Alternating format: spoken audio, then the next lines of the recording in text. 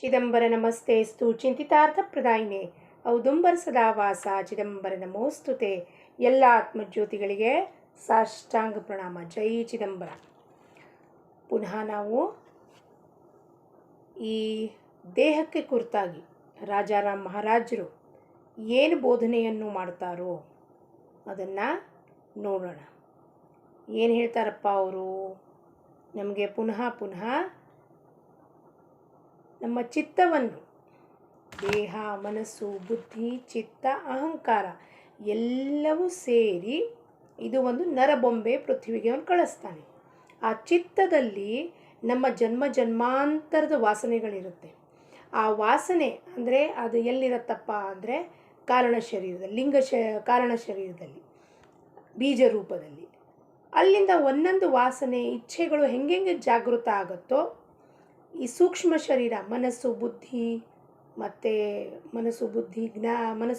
ಅಹಂಕಾರ, ಈ ಸೂಕ್ಷ್ಮ ಶರೀರದ ಇವೆಲ್ಲವೂ ಏನು ಮಾಡ್ತವೆ, ಮನಸ್ಸು ಹೋಗಿ ಇಂದ್ರಿಯಗಳಿಗೆ ಡೈರೆಕ್ಷನ್ಸ್ ಕೊಡುತ್ತೆ. ಹೋಗಪ್ಪ, ಹೋಗಿ ಆಚೆ ಹೋಗಿ ಇದನ್ನು ಬೇಡು. ಒಂದು ಒಳ್ಳೆ ವಸ್ತು ನೋಡೋದು ಕೂಡಲೇ ನಮಗೆ ಅದು ಬೇಕು ಅನಿಸುತ್ತೆ. ವಸ್ತು ನೋಡೋದು ಕೂಡಲೇ ಒಳಗೆ ಆಸೆ ಒಳಗೆ ಜಾಗೃತ ಆಗಿರುತ್ತೆ. ಹೊರಗಡೆ ನೋಡಿದ ವಸ್ತುಗೆ ಅದು ಸ್ಪಂದನ ಮಾಡುತ್ತೆ. ಅದು ಬೇಕು ಅಂತ.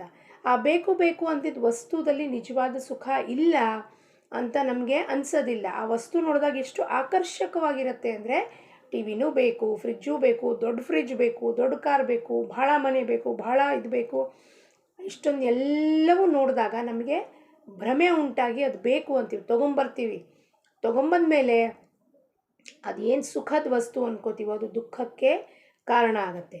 ಕಾರ್ ಕೆಟ್ಟು ಹೋಗ್ಬೋದು, ಮನೆ ಬಿದ್ದು ಹೋಗ್ಬಿಡ್ಬೋದು, ಅಥವಾ ಏನೋ ಆಗಿಬಿಡ್ಬೋದು. ಅವಾಗ ಏನಾಗುತ್ತೆ, ನಮಗೆ ಬೇಜಾರಾಗುತ್ತೆ. ಅಯ್ಯೋ ನಾನಿಷ್ಟು ಕಷ್ಟಪಟ್ಟು ತೊಗೊಂಡಿದ್ನಲ್ಲ, ಆಸೆಪಟ್ಟು ತೊಗೊಂಡಿದ್ನಲ್ಲ ಅಂತ ಫಸ್ಟ್ ಬರುತ್ತೆ. ಎಷ್ಟು ಆಸೆಪಟ್ಟು ತೊಗೊಂಡಿದ್ದೆ ನಾನು ಅಂತ ನಾವು ಹೇಳ್ತೀವಿ. ಒಂದು ನೆಕ್ಲೆಸ್ ಕಳೆದೋಯ್ತು ಅಂದರೆ ಎಷ್ಟು ಆಸೆಪಟ್ಟು ತೊಗೊಂಡಿದ್ದೆ ಗೊತ್ತಾ. ಸೊ ಈ ನರದೇಹಕ್ಕೆ ಬಂದು ಈ ಆಸೆ ಆಕಾಂಕ್ಷೆ ವಾಸನೆಗಳು ಏನಿದೆಯಪ್ಪ, ಇದು ಚಿತ್ತದಲ್ಲಿ ನಮಗೆ ಭ್ರಮಿತ ಮಾಡಿ ಭಗವಂತನಿಂದ ದೂರ ಮಾಡುತ್ತೆ. ಅದಕ್ಕೆ ಅವರು ಪದೇ ಸಂತರು ಬಂದು ಬೋಧನೆ ಮಾಡಿ ಇದನ್ನು ಭ್ರಮೆಯಲ್ಲಿ ಹೋಗಬೇಡ್ರಪ್ಪ. ಇದಕ್ಕೆ ನಮಗೆ ಒಂದು ಆನಂದ ವ್ಯಕ್ತಪಡಿಸೋಕ್ಕೆ ಬರಲ್ಲ, ಹೇಳಲಿಕ್ಕೆ ಬರಲ್ಲ, ನಗ್ಲಿಕ್ಕೆ ಬರಲ್ಲ, ಏನು ಮಾಡೋಕ್ಕೆ ಬರಲ್ಲ. ಯಾಕೆ ಅಂದರೆ ಸದಾ ಕಾಲ ನಾವು ನೋವಿನಲ್ಲಿರ್ತೀವಿ, ನೋವಾಗಿದೆ, ನಮಗೆ ಬೇಜಾರಾಗಿದೆ ಅಂತ. ಆದರೆ ಅವರು ಬಂದು ಏನು ಹೇಳ್ತಾರೆ, ಬೇಜಾರು ಮನಸ್ಸಿಂದ ತೆಗೆದುಹಾಕಿ ನಮಗೇನು ಪರಮಾತ್ಮ ಕೊಟ್ಟಿದ್ದಾನೋ ಅದರಲ್ಲಿ ಸಂತೋಷವಾಗಿ ಆನಂದವಾಗಿರೋದು ಕಲ್ತ್ಕೊಂಡ್ರೆ ನಮಗೆ ದುಃಖ ಬೇಜಾರು ಆಗೋದಿಲ್ಲ. ಅದಕ್ಕೆ ಅವ್ರು ಏನು ಹೇಳ್ತಾರೆ, ಸುಖ ಅಥವಾ ದುಃಖ ಘಡೋ ಯಾ ದೇಹಾಸಿ ಪರಿ ದೇವಾಜಿಸಿ ವಿಸರು ನಯೇ ಪತಿವ್ರತ ಜೈಸೆ ನೇಣೆ ಪತಿ ವೀಣ ತೈಸೆ ಕರಿ ಧ್ಯಾನ ಏಕಚಿತ್ತೆ ದಾಸ म्हणे एक वेळ चित्ती निश्चय करावा देह समर्पावा देवापायी सुख अथवा दुःख घडो या देहासी परी देवाजीसी विसरू नये पतिव्रता जैसे नेणे पती वीण तैसे करी ध्यान एकचित्ते दास म्हणे कृपा करीतो चिदंबर सुख निರಂತರ देतो त्यासी. ಏನಪ್ಪ ನಮಗೆ ಏಕವೇಳ ಚಿತ್ತಿ ನಿಶ್ಚಯ ಕರಾವ. ಏಕವೇಳ ಅಂದರೆ ಏನು, ದಿವಸದಲ್ಲಿ ಒಂದು ಕಾಲ ನಾವು ಸತ್ಸಂಗಕ್ಕೆ ಬಂದಾಗ ನಿಶ್ಚಯ, ಈ ಸತ್ಸಂಗದ ಸಮಯ 1 ತಾಸು ನನ್ನದು, ಇದನ್ನು ನಾನು ಯಾರಿಗೂ ಕೊಡೋದಿಲ್ಲ. ಮತ್ತು ಪುನಃ ಮನೆಗೆ ಹೋದ್ಮೇಲೆ ಬೆಳಗ್ಗೆ ಎದ್ದು ನಾನು ಒಂದಿಷ್ಟು ಹಾಸಿಗೆಯಿಂದ ಎದ್ದು ಕೂಡಲೇ ಒಂದು 10-15 ನಿಮಿಷಗಳ ಕಾಲ ನಾಮಸ್ಮರಣೆ ಹಾಸಿಗೆ ಮೇಲೆ ಮಾಡಿದ್ರೂ ಪರವಾಗಿಲ್ಲ. ಅದಕ್ಕೆ ಯಾವ ಬಂಧನ ಇಲ್ಲ, ಯಾವಾಗ ಬೇಕಾದರೂ ನಾವು ಯಾವ ಅವಸ್ಥೆಯಲ್ಲೂ ಮಾಡಬಹುದು. ಎದ್ದುಬಿಟ್ಟು 15 ನಿಮಿಷಗಳ ಕಾಲ ಫಸ್ಟು ನನ್ನ ಭಗವಂತನ ನಾಮಸ್ಮರಣೆ ಮಾಡಿ ಆಮೇಲೆ ಪ್ರಪಂಚದ ಕೆಲಸವನ್ನು ಮಾಡ್ತೀನಿ ಅಂತ ನಿರ್ಧಾರ ಮಾಡಬೇಕಂತೆ. ದೇಹ ಸಮರ್ಪಾವ ದೇವಾಪಾಯಿ ಅಂದರೆ ಏನಪ್ಪ, ಈ ದೇಹವನ್ನು ಅವನ ಕೆಲಸಕ್ಕೆ, ಪ್ರಪಂಚದ ಕೆಲಸಕ್ಕೆ ಸಮರ್ಪಣೆ ಮಾಡಿ ಕೆಲಸ ಕೊಟ್ಟಿರೋದು ಎಲ್ಲವೂ ಚಿದಂಬರನ ಕೆಲಸ ಅಂತ ಮನೆ ಕೆಲಸಗಳು ಮಾಡ್ಕೋತಾ ಮನಸ್ಸಿಂದ ನಾಮಸ್ಮರಣೆ ಮಾಡ್ಕೋತಾ ಇದ್ದಾಗ ನಮಗೆ ಚಿತ್ತದಲ್ಲಿ ನಿರ್ಧಾರ ಮಾಡ್ಕೋಬೇಕು. ಸುಖ ಅಥವಾ ದುಃಖ ಘಡೋಯ ದೇಹಾಸಿ ಪರಿ ದೇವಾಜೀಸಿ ವಿಸರು ನಯೇ.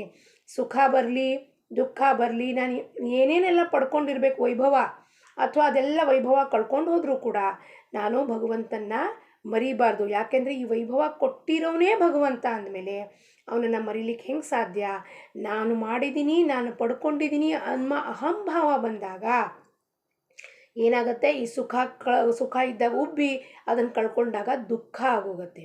ಈಗ ಶ್ರೀ ಮಹಾರಾಜರು ಹೇಳ್ತಾರೆ, ಗುಂದಾವಲೇಕರ್ ಮಹಾರಾಜರು ಏನಪ್ಪ ಅಂದರೆ, ಇವತ್ತು ನಿನಗೆ ಶ್ರೀಖಂಡ್ ಪುರಿ ಕೊಟ್ಟಿದ್ದೀನ, ಆನಂದದಿಂದ ಮಹಾರಾಜರು ನನಗೆ, ರಾಮ ನನಗೆ, ಚಿದಂಬರ ನನಗೆ ಶ್ರೀಖಂಡ್ ಪೂರಿ ಕೊಟ್ಟಿದ್ದಾನಲ್ಲಪ್ಪ, ಆನಂದದಿಂದ ತಿನ್ನು.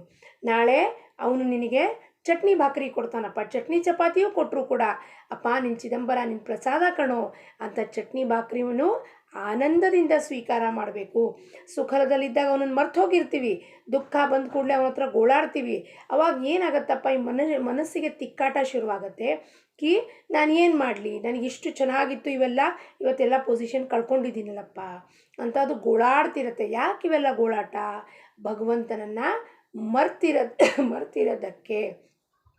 ಸುಖನೂ ಕೊಟ್ಟಿರೋದವನು, ದುಃಖ ಕೊಟ್ಟಿರೋದು ಅವನು. ದುಃಖ ಕೊಟ್ಟಿರೋದಕ್ಕೆ ನಾವನ್ನ ಪುನಃ ಜ್ಞಾಪಕ ಮಾಡ್ಕೋಬೇಕು ಅಂತ ದುಃಖದಿಂದ ಆಚೆ ಬಂದು ಅವನನ್ನು ಜ್ಞಾಪಕ ಮಾಡಿಕೊಂಡ್ರೆ ನಮ್ಮ ಮನಸ್ಸನ್ನು ಸಮಸ್ಥಿತಿಯಲ್ಲಿ ಇಡ್ತಾನೆ ಅಂತ ಹೇಳ್ತಾರೆ. ಪತಿವ್ರತ ಜೈಸೆ ನೇಣೆ ಪತಿ ವೀಣ ತೈಸೆ ಕರಿ ಧ್ಯಾನ ಏಕಚಿತ್ತೆ. ಏಕಚಿತ್ತವಾಗಿ ಹೆಂಗೆ ಪತಿವ್ರತ ಸ್ತ್ರೀ ಕೇವಲ ಮನೆ ಸಂಸಾರದ ಅತ್ತೆ ಮಾವಂಗೆ ಮಾಡ್ತಾಳೆ, ಮನೆಯಲ್ಲಿ ಮಕ್ಕಳಿಗೆ ಮಾಡ್ತಾಳೆ, ಮತ್ತು ಮೈದ್ನ ಬರ್ತಾನೆ ಅಥವಾ ನೆಗೆಣ್ಣಿ ಬರ್ತಾಳೆ, ನಾದಿನಿ ಬರ್ತಾಳೆ, ಎಲ್ಲರಿಗೂ ಅಡುಗೆ ಮಾಡಾಕ್ತಾಳೆ, ಸೀರೆ ಕೊಡ್ತಾಳೆ, ಆಹೇರ್ ಮಾಡ್ತಾಳೆ, ಎಲ್ಲ ಮಾಡ್ತಾಳೆ. ಆದರೆ ಅದರ ಹಿನ್ನೆಲೆ ಏನಿರುತ್ತೆ? ಇವೆಲ್ಲ ಸಂಬಂಧಿಕರು ನನ್ನ ಗಂಡನಿಂದ ನನಗೆ ಸಂಬಂಧಪಟ್ಟಿದ್ದು. ಅಂದರೆ ಯಾರು ಮುಖ್ಯ ಆಗ್ತಾರೆ ಅವಳಿಗೆ? ಅವಳ ಗಂಡ. ಪತಿವ್ರತ ಸ್ತ್ರೀಗೆ ಪತಿವೀಣ ಏನೂ ಇಲ್ಲ. ಹಾಗೆಯೇ ನಮಗೆ ತೈಸೆ ಕರಿ ಧ್ಯಾನ ಏಕಚಿತ್ತೆ. ಆ ಮನಸ್ಸಿನಲ್ಲಿ ಒಬ್ಬ ಚಿದಂಬರನ ಬಿಟ್ಟು ಇನ್ಯಾರಿಗೂ ಜಾಗ ಕೊಡದಲೇ ನಾವು ಏಕಚಿತ್ತದಿಂದ ಆ ಧ್ಯಾನವನ್ನು ಮಾಡಬೇಕು. ಹೆಂಗೆ ನಾವು ನಮ್ಮ ಗಂಡನ ಸಲುವಾಗಿ ವಿಚಾರ ಮಾಡ್ತೀವಿ, ಅವ್ರಿಗೆ ಒಳ್ಳೆಯದಾಗಲಿ, ಅವ್ರ ಬಗ್ಗೆ ಇವೆಲ್ಲರೂ ನನ್ನ ನೆಂಟರಿಷ್ಟರು ಎಲ್ಲರೂ ಅವರಿಂದ ಇದ್ದಾರೆ ನನಗೆ ಅಂದ್ಬಿಟ್ಟು ನಾ ಕೇವಲ ಅವ್ರ ಬಗ್ಗೆ ವಿಚಾರ ಫಸ್ಟ್ ಮಾಡಿ ಅವ್ರಿಗೆ ಬೇಜಾರಾಗಬಾರ್ದು, ನಮ್ಮ ಮನೆಯವ್ರಿಗೆ ಬೇಜಾರಾಗಬಾರ್ದು ಅಂತ ನಾನು ವಿಚಾರ ಮಾಡಿ ಹೆಂಗೆ ನಾನು ನಡೀತೀನೋ, ವರ್ತಿಸ್ತೀನೋ, ಅದೇ ರೀತಿ ಇಲ್ಲಿ ನನ್ನ ಪರಮಾತ್ಮ ನನ್ನ ಒಡೆಯ ಅಂದ್ಬಿಟ್ಟು ಅವನನ್ನು ಚಿತ್ತದಲ್ಲಿ ಒಂದೇ ಚಿತ್ತದಲ್ಲಿ ಅವನ ಧ್ಯಾನವನ್ನು ಮಾಡಬೇಕು. ದಾಸಮಣೆ ಕೃಪಾ ಕರಿತೋ ಚಿದಂಬರ ಸುಖ ನಿರಂತರ ದೇತೋತ್ಯಾಸಿ. ಆವಾಗ ಅಂಥ ಒಬ್ಬ ಭಕ್ತನಿಗೆ, ಸಾಧಕನಿಗೆ ಅವನೇನು ಮಾಡ್ತಾನೆ? ಕೃಪೆಯನ್ನು ಮಾಡಿ ನಿರಂತರ ಸುಖವನ್ನು ಕೊಡ್ತಾನಂತೆ. ನಿರಂತರ ಸುಖ ಅಂದರೆ ಶಾಶ್ವತ ಸುಖ, ಪರಮಾತ್ಮನ ಸುಖ. ಪರಮಾತ್ಮನೊಡೆ ಇದ್ದಾಗ ನಿಮ್ಗೇನು ಬೇಕಾಗೋದಿಲ್ಲ, ಏನೂ ಬೇಡಲಿಕ್ಕೆ ಮನಸ್ಸು ಬರೋದಿಲ್ಲ. ಅವನು ಬಿಟ್ಬಿಟ್ಟು ನೀವು ಸದಾಕಾಲ ಧ್ಯಾನದಲ್ಲಿದ್ದರೆ, ಆ ನಾಮಸ್ಮರಣೆದಲ್ಲಿದ್ದರೆ ಅವನು ನಿಮ್ಮ ಮನಸ್ಸೊಳಗೆ ವಿಚಾರ ಬರಲಿಕ್ಕೆ ನಿಮಗೆ ಅದು ಬಿಡೋದಿಲ್ಲ. ನನಗೇನಾದ್ರು ಬೇಕಾಗಿದೆ, ಕಣ್ಣಿಂದ ನೋಡಿ ವಸ್ತು ಬೇಕು, ವಿಷಯ ಬೇಕು, ಜನದ ಹತ್ರ ಹೋಗಿ ಮಾತಾಡಬೇಕು, ಅವ್ರ ಮನೆಗೆ ಹೋಗಬೇಕು, ಇವ್ರ ಮನೆಗೆ ಹೋಗ್ಬೇಕಂತದ್ದು ಯಾವ ಆಸೆನೂ ಎಲ್ಲರನ್ನೂ ಪರಾವೃತ್ತನಾಗಿ ಮಾಡ್ತಾನೆ. ಶಾಶ್ವತವಾಗಿ ಅವನ ಹತ್ರ ಅಂಟುಕೊಳ್ಳೋದು, ಚಿತ್ತದಲ್ಲಿ ಅವನ ಹತ್ರ ಅಂಟುಕೊಳ್ಳೋದು ನಮಗೆ ಮಹದ್ಭಾಗ್ಯವನ್ನು ತಂದುಕೊಡ್ತಾನೆ ಅಂತ ರಾಜಾರಾಮ್ಜಿ ಮಹಾರಾಜರು ಹೇಳ್ತಾರೆ.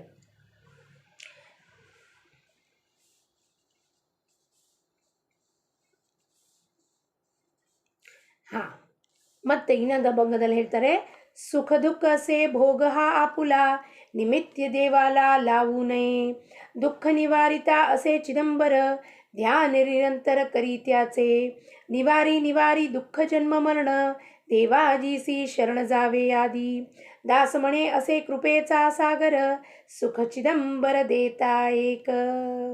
ನೋಡಿ ಎಷ್ಟು ಚೆನ್ನಾಗಿ ಹೇಳ್ತಾರೆ. ಸುಖ ದುಃಖ ಅಸೆ ಭೋಗ ಆಪುಲ. ಯಾಕಪ್ಪ ನಮ್ಮ ಭೋಗ? ನಾವು ಏನೇನು ಕರ್ಮ ಮಾಡ್ತೀವೋ, ತ್ರಿಕರಣ ಕರ್ಮ, ಕಾಯ ವಾಚ ಮನಸ.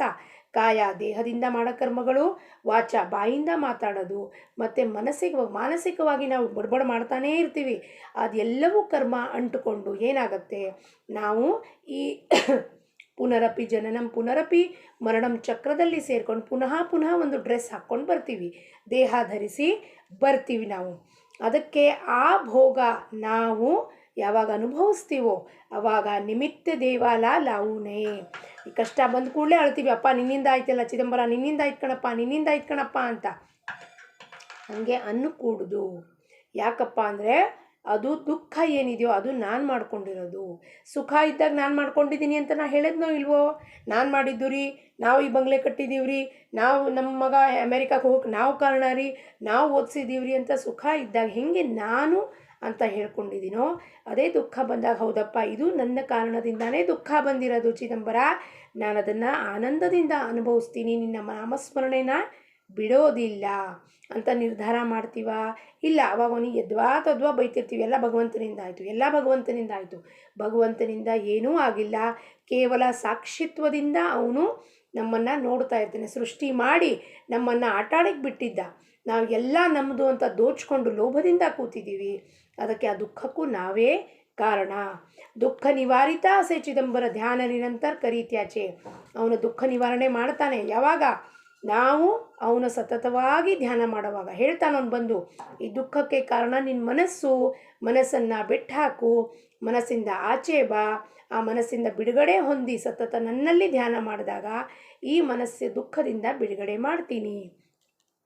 ನಿವಾರಿ ದುಃಖ ಜನ್ಮ ಮರಣ ದೇವಾಜೀಸಿ ಶರಣ ಸಾವೇ ಆದಿ. ಮೊದಲು ಅವನಿಗೆ ಶರಣು ಹೊಂದಬೇಕು. ಯಾರು? ಈ ಮನಸ್ಸು ಅವನಿಗೆ ಹೋಗಿ ಶರಣು ಹೊಂದಿ, ಅಪ್ಪ ನೀನೇ ಕರ್ತಾ ಧರ್ತಾ ಎಲ್ಲ, ನೀನು ಹೆಂಗೆ ಇಟ್ಟಿರ್ತೀಯೋ ನಾನು ಅದರಲ್ಲಿ ಆನಂದದ ಸ್ಥಿತಿದಲ್ಲಿದ್ದೀನಿ. ಯಾವ ಸ್ಥಿತಿದಲ್ಲಿ ದುಡ್ಡು ಹಣ ಕಾಸಿರಲಿ ಆಪ್ತೇಷ್ಟರಿರಲಿ ಯಾರನ್ನೆಲ್ಲ ಕೊಟ್ಟಿದೆಯೋ ನನಗೆ, ಯಾರು ಹೋಗ್ತಾರೋ ಬಿಡ್ತಾರೋ ಅದೆಲ್ಲವೂ ನಿನ್ನ ಇಚ್ಛೆ ಮಾತ್ರದಿಂದ ಇದೆಯಪ್ಪ ಅಂತ ನಾನು ಸ್ವೀಕಾರ ಮಾಡಿದ್ದೀನಿ. ಆವಾಗ ಅವನು ಬಂದು ನಮ್ಮ ಈ ಜನ್ಮ ಮರಣದ ದುಃಖವನ್ನು ಚಕ್ರವನ್ನು ಬಿಡುಗಡೆ ಹೊಂದಿಸ್ತಾನಂತೆ. ಅಲ್ಲಿವರೆಗೂ ಬಿಡುಗಡೆ ಹೊಂದಿಸೋದಿಲ್ಲ. ಅವನು ಅದೇ ಚಕ್ರದಲ್ಲಿ ಸಿಕ್ಕಾಕೊಂಡಿರಪ್ಪ. ಯಾಕೆಂದರೆ ನಿನಗೆ ಭಗವಂತನ ದಾಸ್ಯತ್ವ ಸ್ವೀಕಾರ ಮಾಡಲಿಕ್ಕೆ ರೆಡಿ ಇಲ್ಲ ಮನಸ್ಸನ್ನತ್ತೆ ನಾನೇ ಮಾಡ್ತಾ ಇದ್ದೀನಿ ಅನ್ನೋದಾಗದಾಗ ಈ ಭವಚಕ್ರದಲ್ಲಿ ನೀನೇ ಸಿಕ್ಕಾಕೊಂಡಿರಪ್ಪ ಅಂತ ಅವ್ನು ನಮ್ಮನ್ನು ಬಿಟ್ಟು ಹೋಗ್ತಾನೆ. ದಾಸವಣೆ ಅಸೇ ಕೃಪೇಚ ಸಾಗರ ಸುಖ ಚಿದಂಬರ ದೇತ ಏಕ. ಸುಖ ನಮಗೆ ಅವನು ಕೊಡ್ತಾನೆ. ಯಾವ ಸುಖ? ಶಾಶ್ವತವಾದ ನಿರಂತರವಾದ ಸುಖ. ಆ ಸುಖ ಏನಪ್ಪ? ಆ ಜ್ಞಾನ ಏನಪ್ಪ ಅಂದರೆ ಬಹಳ ಸರಳವಾಗಿದೆ ನಮ್ಮ ಜೀವನ. ಏನು ಜ್ಞಾನ ಕೊಡ್ತಾನೆ? ಎಲ್ಲವೂ ಕರ್ತಾ ಧರ್ತಾ ಪರಮಾತ್ಮ ಇದ್ದಾನೆ.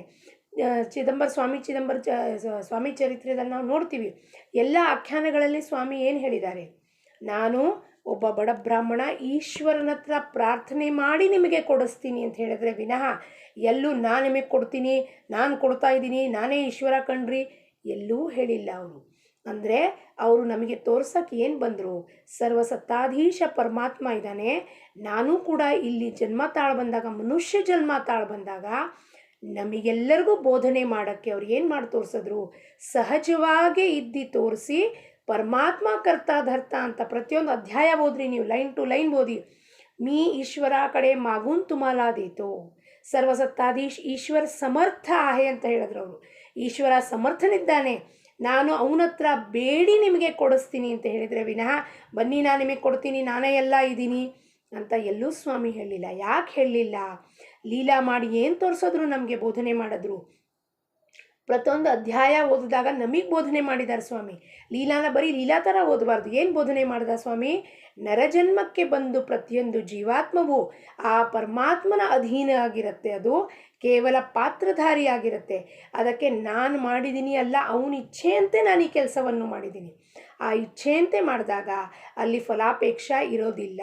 ಯಾಕೆಂದರೆ ಅವನ ಇಚ್ಛೆ ಮಾತ್ರ ನಡೆಯುತ್ತೆ ಅಂದಮೇಲೆ ಫಲ ಕೂಡ ಅವನ ಇಚ್ಛೆಯಿಂದ ನಮಗೆ ಕೊಡ್ತಾನೆ. ಯಾತ್ರಲ್ಲಿ ನಮ್ಮ ಹಿತ ಇರುತ್ತೆ ಅಂಥ ಫಲವನ್ನು ಕೊಡ್ತಾನೆ, ಯಾತ್ರಲ್ಲಿ ನಮ್ಮ ಹಿತ ಇರೋದಿಲ್ಲ ಆ ಫಲವನ್ನು ನಮಗೆ ಕೊಡೋದಿಲ್ಲ. ನಾವು ಎಷ್ಟೇ ಕಾಡಿ ಬೇಡಿ ಬೇಜಾರು ಮಾಡಿಕೊಂಡ್ರೂ ಕೂಡ ನಮ್ಮ ಹಿತ ಯಾತ್ರಲ್ಲಿರುತ್ತೋ ಪರಮಾತ್ಮ ಅದೇ ನಮಗೆ ಕೊಡ್ತಾನೆ ವಿನಃ ನಾವು ಮನಸ್ಸಿಂದ ಆಟ ಆಡಿ ಅದರಲ್ಲಿ ನಾವು ಇದು ಮಾಡಿಕೊಂಡ್ರೆ, ಅಹಂಕಾರ ಪಟ್ಟರೆ ಆ ಸ್ವಾಮಿ ನಮಗೆ ಅದನ್ನು ಪರಾವೃತ್ತನಾಗಿ ಮಾಡ್ತಾನೆ. ಇದಕ್ಕೆ ಒಳ್ಳೆಯದಲ್ಲಪ್ಪ, ಕೊಡೋದಿಲ್ಲ ಅಂತ ದುಃಖ ಆದರೂ ಪರವಾಗಿಲ್ಲ, ಆದರೆ ಅದನ್ನು ಕೊಡೋದಿಲ್ಲ ಅಂತ ಹೇಳ್ತಾನೆ. ಅದಕ್ಕೆ ಈ ಜ್ಞಾನವನ್ನು, ಈ ಸುಖವನ್ನು ಅವನು ನೀಡ್ತಾನೆ. ನಮಗೆ ಸುಖ ಅಂದರೆ ಬೇರೆ ಏನೂ ಅಲ್ಲ, ಈ ಜ್ಞಾನವನ್ನು ನೀಡ್ತಾನಪ್ಪ. ಸರಳವಾದ ಜೀವನ ಇದೆ ಮನುಷ್ಯಂದು, ಸರಳವಾಗಿ ಮಾಡಿ ಆನಂದದಲ್ಲಿರಿ, ವಿವೇಕದಿಂದ ನಡ್ಕೊಳ್ಳಿ, ಯಾರದ್ದು ಮನಸ್ಸು ನೋಯಿಸಬೇಡಿ, ಅಂತಃಕರಣ ನೋಯಿಸಬೇಡಿ, ಯಾರ ಕರ್ಮಕ್ಕೂ ಕೈ ಹಾಕಬೇಡಿ, ಯಾರಿಗೂ ಬೋಧನೆ ಮಾಡಬೇಡಿ. ನಮ್ಮ ನಾಮಸ್ಮರಣೆಯಲ್ಲಿದ್ದು ನಾವು ನಮ್ಮನ್ನು ಉದ್ಧಾರ ಮಾಡಿಕೊಂಡ್ರೆ ನಮ್ಮ ಸುತ್ತಮುತ್ತಲು ಇರೋ ಪರಿಸರ ತಾನೇ ಶಾಂತಿ ಆಗೋಕ್ಕೆ ಶುರುವಾಗತ್ತೆ, ಉದ್ಧಾರ ಆಗೋಕ್ಕೆ ಶುರುವಾಗತ್ತೆ. 4 ಜನ ನಿಮ್ಮನ್ನು ನೋಡಿ ನಿಮ್ಮ ಹತ್ರ ಅವ್ರು ಬರ್ತಾರೆ. ಏನು ಮಾಡ್ತೀರಪ್ಪ ನೀವು, ನಮಗೂ ನಾಮಕ್ಕೆ ಹಚ್ಚಿರಿ, ಯಾರು ಮಾಡ್ತಾರೆ ನಾಮ, ಎಲ್ಲಿ ಮಾಡ್ತಾರೆ, ನಮಗೂ ಕತೆ ಹೇಳ್ರಿ ಅಂತ ನಮ್ಮ ಹತ್ರ ಬರ್ತಾರೆ. ನಾವೇ ಗೊಂದಲದಲ್ಲಿ ಸಿಕ್ಕಾಕೊಂಡು, ನಾವೇ ಕೂಗಾಡಿ, ನಾವೇ ಕಿರ್ಚಾಡಿ, ನಾವೇ ಅಳ್ತಾ ಇದ್ದರೆ ನಮ್ಮ ಹತ್ರ ಯಾರು ಬರ್ತಾರೆ? ಯಾರೂ ಬರೋದಿಲ್ಲ. ನಾವು ಅದೇ ನಗನಗ್ತಾ ಇದ್ದು ಆನಂದದಲ್ಲಿದ್ದು ಏನು ಮಾಡ್ತೀರಪ್ಪ ನೀವು, ಯಾಕೆ ನಗ್ತಾ ಇದ್ದೀರಾ ಅಂತ ಕೇಳಿದ್ರೆ, ಇಲ್ಲ ಭಗವಂತನ ನಾಮಸ್ಮರಣೆಯಲ್ಲಿ ಏನು ಆನಂದ ಸಿಗತ್ತೋ ಅದನ್ನು ನಿಮಗೂ ಹೇಳ್ತೀನಿ ಬನ್ನಿ ಅಂತ 4 ಜನಕ್ಕೆ ನೀವು ಅಭಂಗ ಹೇಳಿ, 4 ಜನಕ್ಕೆ ಕತೆ ಹೇಳಿ, ಆವಾಗ ಅವರು ನಮ್ಮ ಜೊತೆಗೆ ಸೇರಿ ಅವರು ನಮ್ಮ ಜೊತೆಗೆ ಒಂದು ಉದ್ಧಾರದ ಮಾರ್ಗಕ್ಕೆ ಒಂದು ಹಚ್ಚಬೇಕಂತೆ. ಜನಕ್ಕೆ ನಾವು ಕೊಚ್ಚೆನಲ್ಲಿ ಕರ್ಕೊಂಡು ಹೋಗೋದಲ್ಲ, ಕೊಚ್ಚೆನಲ್ಲಿ ಇರೋದು ಎಲ್ಲರನ್ನೂ ತೆಗೆದು ಆ ಮನಸ್ಸು ಎಂಬುವ ಕೊಚ್ಚೆನಲ್ಲಿ ಬಿದ್ದಿರೋದಕ್ಕೆ ದುಃಖ, ಕ್ಲೇಶ, ಮನಸ್ತಾಪ, ಅಸೂಯೆ ಆಗತ್ತೆ. ಅದರದಿಂದ ಬಿಡುಗಡೆ ಹೊಂದಕ್ಕೆ ನಾವು ಎಲ್ಲರನ್ನೂ ಕರ್ಕೊಂಡು ಜೊತೆಗೆ ಹೋದಾಗ ಸರ್ವತ್ರವೂ ಆನಂದವೋ ಆನಂದ, ಶಾಂತಿ, ನೆಮ್ಮದಿ, ಸಮಾಧಾನ ನೆಲ್ಲತ್ತೆ ಅಂತ ಹೇಳುತ್ತಾ ರಾಜಾರಾಮ್ಜಿ ಮಹಾರಾಜರಿಗೆ ಹಾಗೂ ಚಿದಂಬರ ಸ್ವಾಮಿಗೆ ನಮಸ್ಕರಿಸುತ್ತಾ ಎಲ್ಲರಿಗೂ ಒಳ್ಳೆಯದಾಗಲಿ. ಲೋಕ ಸಮಸ್ತ ಸುಖಿನೋ ಭವಂತು. ಜೈ ಚಿದಂಬರ.